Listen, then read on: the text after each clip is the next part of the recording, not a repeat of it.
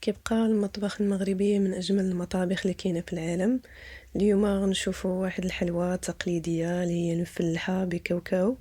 بقاو معايا باش نشوفوا المقادير ديالها. اول شيء غنحتاجو هو العجين، غنحتاجو 400 غرام من الدقيق الخاص بالحلويات. غنضيف عليهم ملعقة مائدة من السكر الثقيل. هاد العناصر كاملة غنقوم بالنخل ديالها جيدا. نتاكد من انه مبقات لي حتى شي حبيبات من بعد ما نخلتها. غنضيف عليها 120 غرام من الزبده اللي غنكون قطعتها مربعات، ما خاصهاش تكون بحال الغرفه، خاصني نكون يلا خرجتها من الثلاجه. غنضيف عليها ربع ملعقه شاي من الملح. هنا ممكن تستخدموا اليدين ديالكم، محتاجينش العجانه الكهربائيه، انا كنستخدمها بعض المرات وبعض المرات لا. غنحاول نرمل العجين باليدين ديالي حتى نتاكد من ان هذيك الزبده رملتها مع جميع المكونات الجافه اللي استخدمتها اللي هي الدقيق. هنايا غنعجن العجين ديالي بماء الزهر، ممكن تستخدموا غير ماء عادي. انا هنايا هذا هو النسمه اللي حنايا معروفين بها المغاربه في الحلويات اللي كيصايبوها. غنستخدم منه تقريبا واحد 180 مليلتر، غتكون كافيه باش انني غنجمع العجين ديالي. هنا غير ملاحظه، العجين اللي انا عجنتها خاصكم تستخدموا معها كيلوغرام واحد من الفول السوداني او كاوكاو كما معروف عندنا. انايا استخدمت غير نصف كيلو على قبل انني احتاجيتها الحشوه ديال الحلوى وحده اخرى. هنايا غنعجنها مزيان باليدين ديالي حتى نجمعها وغنوضعها فوق سطح العمل، وغنقوم بالدلك ديالها. غياخد مني تقريبا واحد 10 دقائق حتى ندلكها مزيان وتولي كطرطق في اليد ديالي، تولي مجموعه متماسكه. عاده غنوقف الدلك ديالها، ضروري انكم خاصكم تدلكوها مزيان. كنغلفها بالورق بلاستيكي غذائي وكنحطها على جنب، ما محتاجاش انني نديرها في الثلاجه، غير كنحطها على جنب الوقت اللي غنقوم باعداد الحشوه الفول السوداني. هنايا كما قلت استخدمت نصف كيلوغرام من الفول السوداني، ممكن تستخدموا كيلو بالنسبه لهذا العجين، ولا تنقصوا في حجم ديال العجين بالنصف وتستخدموا نصف كيلوغرام. هنا نصف كيلو غنوضعها فوق صينيه الفرن، وغندير عليها واحد 2 ديال المعالق ديال المائده ديال الزيت النباتي، وغنديرهم كاملين. غنقوم بالفرد ديالهم كاملين بحيث ان جميع القطع ديال الفول السوداني تكون قاسها الزيت. وغنوضعها في الفران تحمص ليا واحد المده تقريبا ديال 20 دقيقه. كل مره نقلب الكاوكاو ولا الفول السوداني على جهه باش نتاكد من انه تحمر من جميع النواحي. هنا من بعد ما خرجته من الفران غنقوم بالوضع ديالو فوق الصينيه اللي غنكون حطيت فيها ورق من شفات مناديل اللي ورقيه اللي غتابسوربي ليا داك ليكسي، داك الزائد ديال الزيت. هنايا غناخذ طحانه، ضروري انني يكون عندي طحانه صغيره، ممكن تستخدموا الطحانه ديال العطريه، ممكن تستخدموا الفود بروسيسور. غنستخدم مع نصف كيلو ديال الفول السوداني غنستخدم معاه 125 غرام من السكر حبيبات، وغنضيف عليهم ملعقه مائده من ماء الزهر. غنخلط هاد العناصر ديالي كامله وغنخدم الفود بروسيسور على سرعه اللي هي عاليه. المده تقريبا ديال الطحن ديالو خدت مني 18 دقيقه حتى 20 دقيقه. هنا ما خصناش العقده نوصلوا بها انها تكون مزيته لينا، تكون بحال السائل. خاصنا مازال تكون باقا محافظه على داك القوام ديالها اللي هو بحال لاباط، يعني نقدر نجمعها في اليدين ديالي ونشكلها. ما كترملش ليا، يعني ما كتفرتش في اليدين ديالي، وفي نفس الوقت ما خاصهاش تكون سائحه لدرجه انني الفول السوداني يخرج منه داك الزيت ديالو كامل. هنا هانتوما كتشوفوا في العقده في الشكل ديالها خرج منها واحد الزيت، ولكن داك الزيت ما نخافوش انه يخسر لينا العقده. يعني العقده خاصكم تكونوا منتبهين للطريقه ديال الاعداد ديالها. هنا العجين ديالي من بعد ما ارتاحت، الوقت اللي انا حضرت فيه الحشوه ديال الفول السوداني، غنقسمها على 4 ديال الكرات. انا غير 2 هما اللي غنستخدمهم بالنسبه لهاد الحشوه، الاخرى الكرات الاخرى اللي بقاو ليا غنستخدمهم الحشوه وحده اخرى. هنايا كنقوم بتشكيل العجين ديالي. غنحتاج القليل من نشا الذره، ممكن تستخدموا الدقيق، ما كنصحش به الفرد ديال الكرات اللي عندها علاقه بالحلويات وداكشي. من الاحسن اننا نستخدموا نشا الذره، ما كيخليش لي تخاص في العجين. والدقيق الا ما كانش معجون ما كاينلاش اننا نستخدموه، الا استخدمتوه استخدموا كميه قليله منه.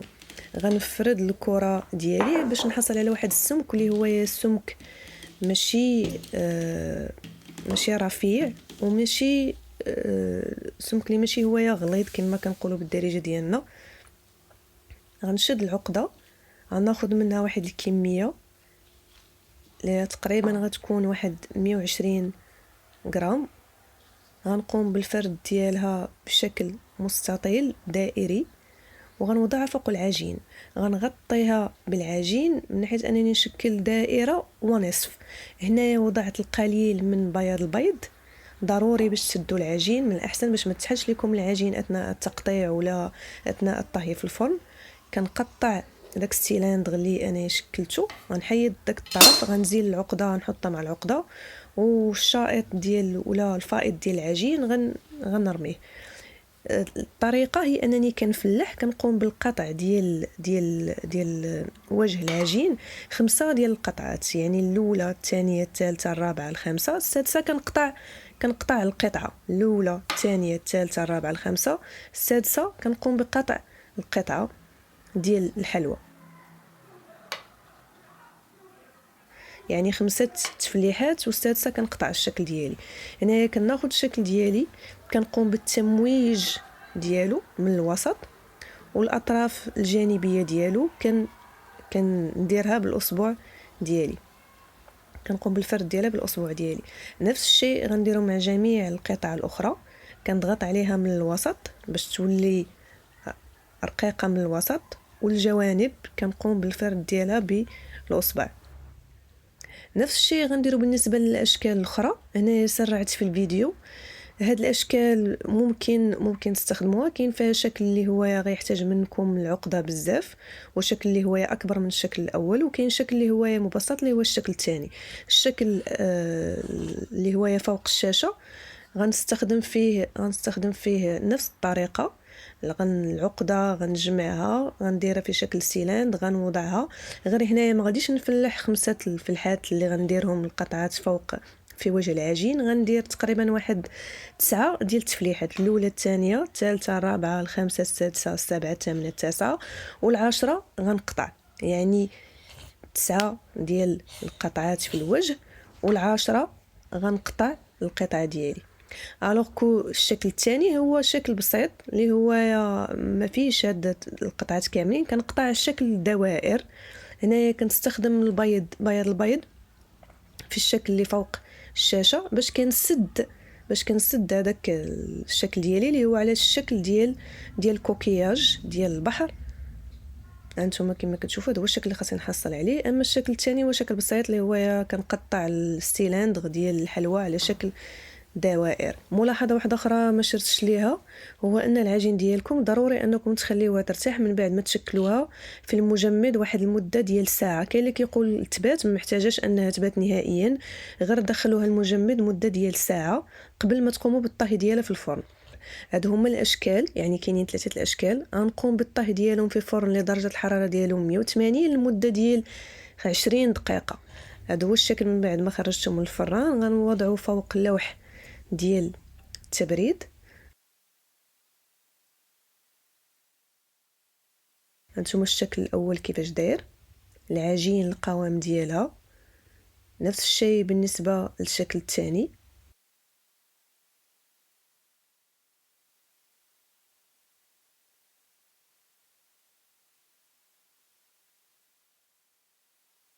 هنا ممكن تستخدموا الناباج، ممكن تستخدموا، انا استخدمت عسل طبيعي.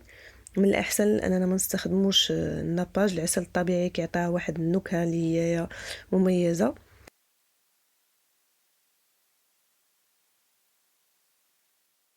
هنا هادو ممكن تستخدموهم للتزيين، حبيبات ديال السكر ممكن تستخدموهم باش تزينوا الوجه ديال هاد الحلوى اللي حنا عندنا في المغرب كنسميوها المفلحه، وممكن نقولوا لهم انهم حلويات الفول السوداني.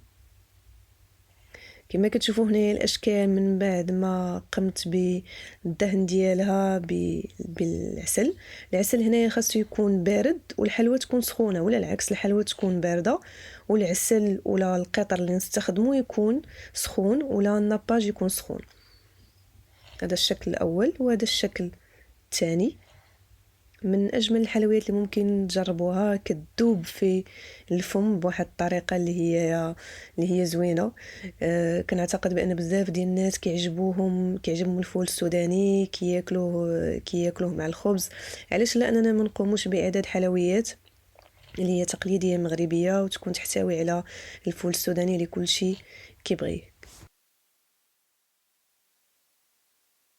هذه حلوى تقليديه اللي كتعجب الاطفال كما كتعجب الناس الكبار. هي حلوى اللي غير مكلفه، ما كتحتاج بزاف ديال المقادير ولا الوقت للتحضير ديالها. ممكن تقوم بالتحضير ديالها في الغضون ديال واحد ساعتين. ما يمكنش نساليو الفيديو بدون ما نحلو حلوى. تشوفوا الشكل ديالها من الداخل، العجين طريه مقرمشه في نفس الوقت، والداخل ديك العقده كتذوب في الفم. ان فوا كنحطوها ما كنحسوش بها حتى كنلقاو بانها ما بقات في الفم ديالنا. كنتمنى ان الفيديو ديال اليوم يكون نال الاستحسان ديالكم. اللي كيشاهدني لاول مره يشترك في القناه ويفعل زر ديال الجرس. كانت معكم مريم اليوم، ونتسناكم في فيديو جديد مع وصفه جديده ان شاء الله.